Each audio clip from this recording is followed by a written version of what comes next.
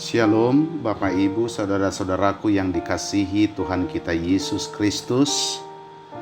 Hari ini kita telah tiba di hari yang baru, Senin 15 November 2021. Marilah kita terlebih dahulu menyiapkan hati kita, pikiran kita, waktu kita sejenak untuk bersama-sama merenungkan firman Tuhan. Damai sejahtera Allah yang melampaui segala akal dan pikiran, kiranya menguasai hati dan pikiranmu di dalam Kristus Yesus Tuhan kita. Amin. Saudaraku, firman Tuhan renungan pada hari ini tertulis dalam kitab Injil Yohanes pasal 3 ayat 20. Beginilah firman-Nya. Sebab siapa saja yang berbuat jahat membenci terang dan tidak datang kepada terang itu, supaya perbuatan-perbuatannya yang jahat itu tidak tampak. Ai ganup namangula honnaroa hosom dorohana dinatiuri jaladang didapot natiuri asau nanggabe patar akka ulaonai. Demikian firman Tuhan hari ini. Saudaraku yang dikasihi Tuhan kita Yesus Kristus, secara medis ada satu penyakit yang disebut dengan penyakit fotofobia, yaitu salah satu kondisi medis yang membuat seseorang merasa tersiksa jika matanya terkena cahaya. Ruang yang pencahayaan normal pun membuat pengidap fotofobia ini akan merasa amat silau dan nyeri. Sebab itu, seseorang yang mengidap penyakit fotofobia, dia akan lebih menyukai tempat yang gelap. Mohon maaf jika mungkin di antara kita ada atau saudara kita ada yang mengidap penyakit ini. Saudaraku, seorang penulis ternama yang bernama Maurice F. Freehill pernah menyampaikan satu pertanyaan yang sangat terkenal. Pertanyaannya seperti ini: siapa yang lebih bodoh? Anak kecil yang takut pada kegelapan atau orang dewasa yang takut pada terang? Jelas, takut pada terang yang disebut oleh Freehill bukanlah seseorang seperti yang mengidap penyakit fotofobia biasa, melainkan seseorang yang dikategorikan sedang mengidap penyakit fotofobia secara moral, yaitu mereka-mereka yang selalu membenci terang karena mereka lebih menyukai perbuatan yang jahat. Saudara kekasih, dalam nats ini Tuhan Yesus menyatakan bahwa para penyuka kegelapan itu pasti akan menolak terang. Mereka ingin agar kejahatan mereka tetap terselubung dan tidak terlihat, agar mereka leluasa berbuat kejahatan itu sendiri.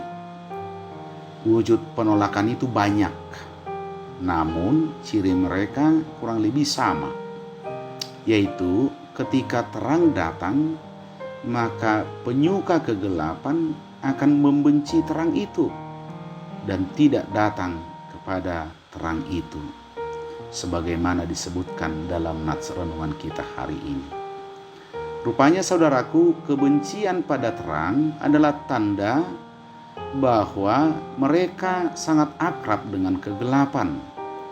Penolakan terhadap terang adalah tanda bahwa kegelapan itu ingin terus berkuasa di dalam kehidupan manusia. Memang fenomena yang sering terjadi dan mungkin kita pernah mengalaminya adalah di mana orang jujur justru sering merasa dicepit oleh orang-orang yang masih menyukai ketidakjujuran. Di mana orang bersih tidak disukai, di sana tentu perilaku kotor masih lebih diterima oleh kebanyakan orang. Jika kebaikan sulit menemukan jalan, berarti jalan-jalan masih dikuasai oleh kejahatan. Mengapa hal tersebut bisa terjadi? Karena memang sebagaimana firman Tuhan hari ini dengan tegas menyatakan, penyuka kegelapan itu akan selalu membenci terang. Bagi pengidap fotofobia moral, terang itu, kebenaran itu pasti akan menyiksa hidupnya. Demikian jika hidup di dunia ini masih terlalu banyak orang-orang yang berperilaku dalam kegelapan, maka seolah-olah orang yang berperilaku dalam kebaikan seolah-olah tidak memiliki tempat yang layak. Saudaraku yang dikasihi Kristus, jika dalam kehidupan kita masih sering mengalami hal yang sama, janganlah surut terangmu. Percayalah kepada Kristus terang ajaib itu, Dia akan menyertai kita. Oleh sebab itu, teruslah berbuat baik bukan seperti kepada manusia, tetapi seperti kepada Tuhan. Pada ayat 16 dan 17 sebelum nats renungan ini, firman Tuhan berkata, "Karena begitu besar kasih Allah akan dunia ini, sehingga Ia telah mengaruniakan anaknya yang tunggal, supaya setiap orang yang percaya kepadanya tidak binasa, melainkan beroleh hidup yang kekal. Sebab Allah mengutus anaknya ke dalam dunia bukan untuk menghakimi dunia, melainkan untuk menyelamatkannya oleh Dia." Artinya, saudara-saudaraku yang dikasihi Tuhan kita Yesus Kristus, kita dipanggil dan diutus oleh Tuhan untuk tetap setia, percaya bahwa kehidupan di dalam kebenaran adalah wujud terang Allah yang harus selalu kita nyatakan di tengah-tengah dunia ini.